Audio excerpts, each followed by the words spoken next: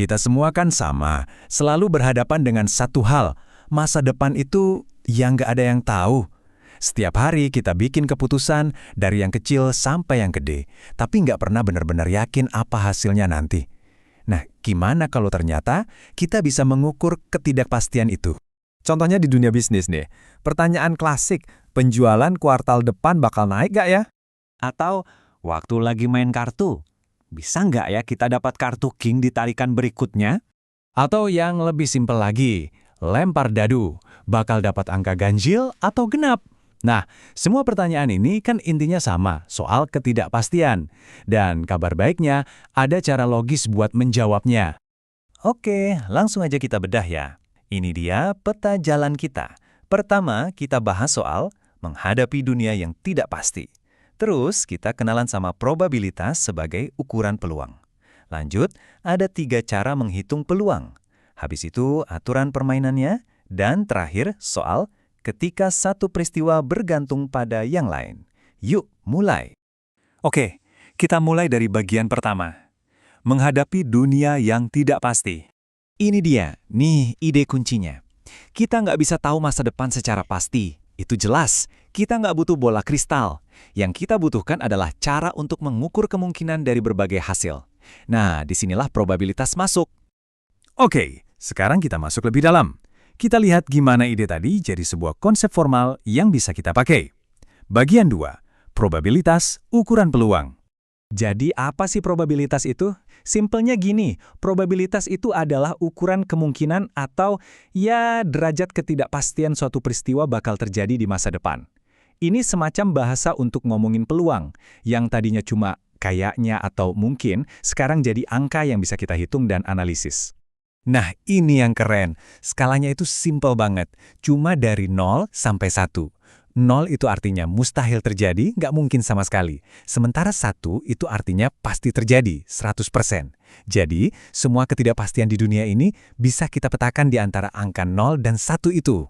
Pertanyaannya sekarang, gimana cara kita nemuin angka di antara 0 dan 1 itu? Nah, ternyata ada 3 cara utama buat menghitungnya. Anggap aja nih, kayak 3 alat yang berbeda di dalam kotak perkakas kita. Masing-masing punya fungsinya sendiri. Mari kita lihat, pendekatan klasik, empiris, dan subjektif. Alat pertama kita, ini yang paling gampang, namanya pendekatan klasik. Rumusnya, PA sama dengan X dibagi N. Ini kita pakai kalau semua hasil itu punya kemungkinan yang sama. Contoh paling gampang ya, lempar koin atau dadu. Kita tinggal bagi aja jumlah hasil yang kita mau dengan total semua kemungkinan hasilnya. Contohnya gini deh, misal ada 10 nasabah, dan 3 diantaranya adalah wanita. Kalau kita pilih satu nasabah secara acak, berapa probabilitas kita milih wanita? Ya gampang kan? 3 dibagi 10. Atau kalau kita jadiin persen, ya 33%. Ini murni hitungan, bukan tebak-tebakan. Tapi kan nggak semua situasi sesimpel itu. Gimana kalau kemungkinannya nggak sama? Nah, disinilah kita pakai alat kedua, pendekatan empiris. Kuncinya di sini adalah data. Kita lihat ke belakang, ke data historis, intinya kita nanya, dulu seberapa sering sih kejadian ini muncul? Contohnya ada studi nih, dari 800 lulusan, ternyata 200 diantaranya kerja di luar bidang studinya. Jadi berdasarkan data ini, probabilitas seorang lulusan kerja di luar bidangnya adalah, ya 200 dibagi 800, hasilnya 0,25. Lihat kan, kita pakai data masa lalu buat memprediksi masa depan. Oke, alat terakhir. Gimana kalau kita nggak punya data historis? Atau kemungkinannya juga nggak sama? Wah, repot kan? Nah, disinilah pendekatan subjektif bermain. Kita pakai apa yang kita punya, pengetahuan, pengalaman, dan ya penilaian pribadi kita buat bikin perkiraan terbaik. Misalnya Anda ikut kuis.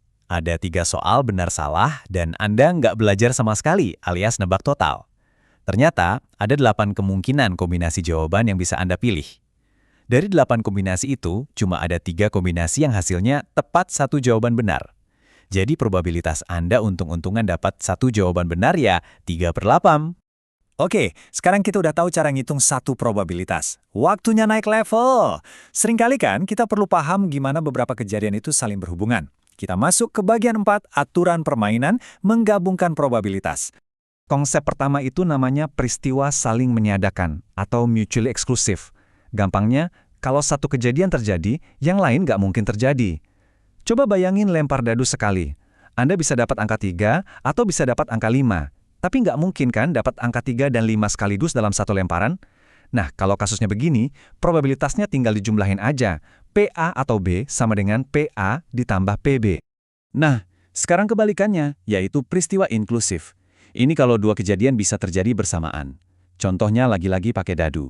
Gimana kalau kita mau tahu probabilitas dapat angka genap atau angka prima? Nah, di sini ada yang tumpang tindih. Angka 2 itu kan genap sekaligus prima. Kalau kita cuma jumlahin probabilitas keduanya, angka 2 jadi kehitung 2 kali. Makanya, kita harus kurangi tumpang tindihnya itu biar hitungannya pas. Dan sekarang, kita sampai pada alat yang paling canggih di kotak perkakas kita.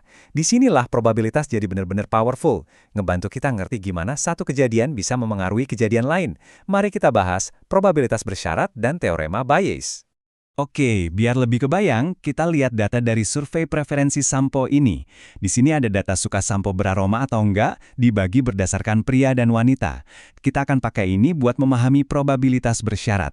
Perhatikan pertanyaannya, berapa probabilitas seseorang nggak suka sampo beraroma jika kita tahu dia seorang pria? Nah, kata kuncinya itu jika. Ini yang namanya probabilitas bersyarat.